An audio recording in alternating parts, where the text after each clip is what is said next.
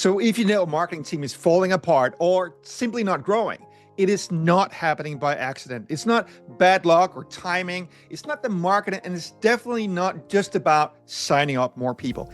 It is leadership. And more specifically, it is your leadership. And if you get defensive, good.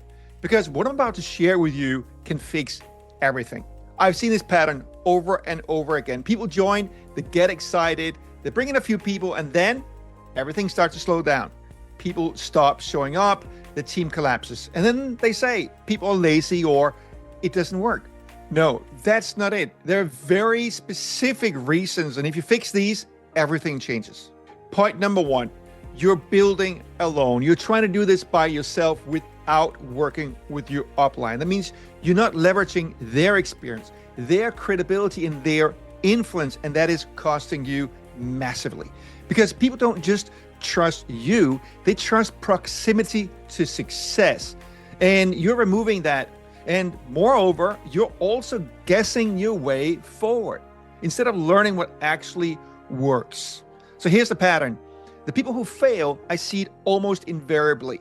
They try to do it alone. There's no three-way calls, no exposure, no connection to the rest of the team. Just isolation. And isolation kills momentum. Point number two.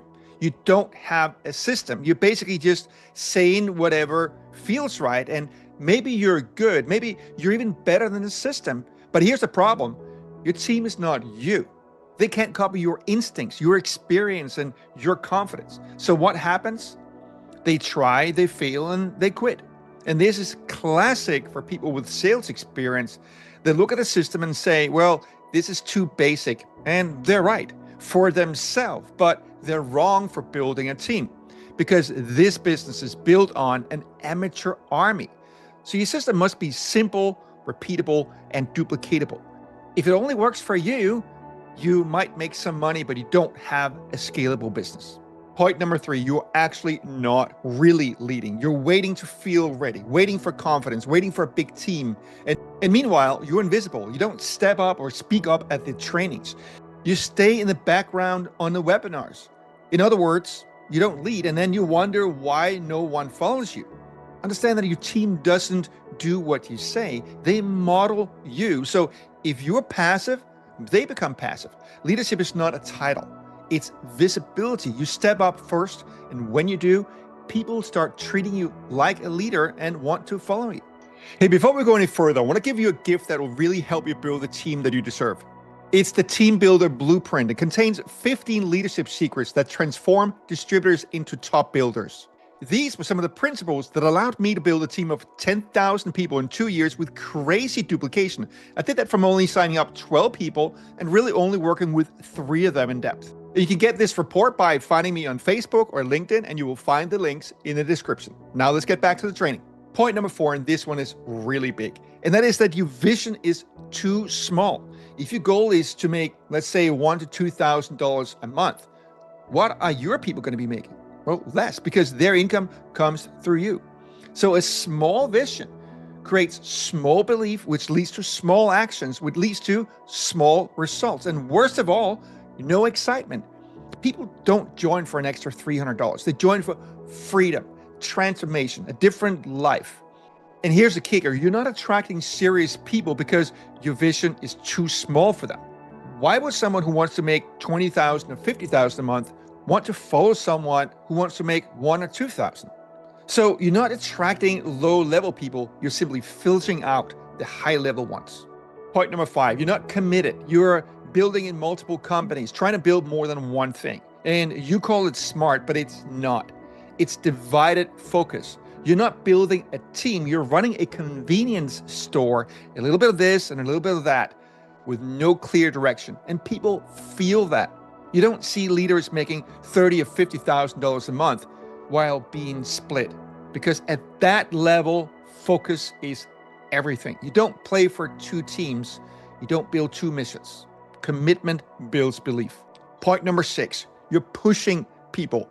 You're trying to push people to do more, call more, and step up. And you think that's leadership? But this isn't a corporate job because these people are volunteers. No one has to stay. So when you push, they leave. People don't follow pressure. They follow energy, belief, inspiration. You don't build a team by pushing. You build it by pulling. So become someone people want to follow. Point number 7, and that is you're leaving people alone. What I mean by that is that at best you might be giving them a system and you say, go do it. And you assume that they will, but they won't. Because at best they will tweak it and change it and improvise, and then it stops working. And you think they're lazy. No, they're confused, and confused people don't produce. Real leaders get in the trenches. They check their messages. You review what they say, and almost every time they're not following the system. So when you fix it, results come from day one. You do it with them. Calls together, messages together, because proximity creates confidence. All right, the next point, and this is huge, and that is that it is not enough to train people. You have to coach them.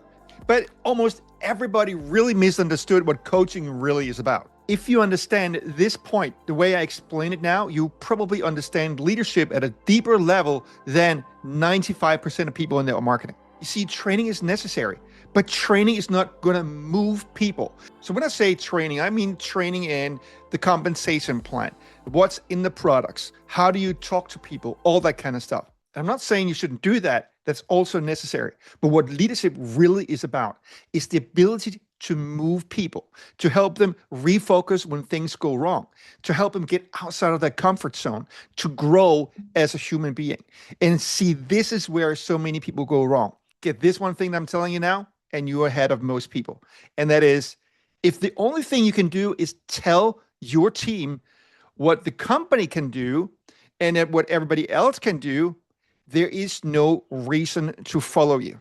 And that's what most people do. They're simple, train in the compensation plan, but that's something people can learn from a video. They can learn from the PDF or website what's in the product. They don't need you for that. So to get people to follow you, you need to become a person worth following. And just to give information that they can get everywhere else is not worth following. You need to be able to inspire them, to keep them going when the going gets tough. And that requires real coaching skills. Now, if this was helpful, make sure you give me a like and subscribe so you get more content to help you realize your network marketing dreams. And hit me up on Facebook or LinkedIn. Would love to hear from you. That's it for now. See you in the next video. Bye for now.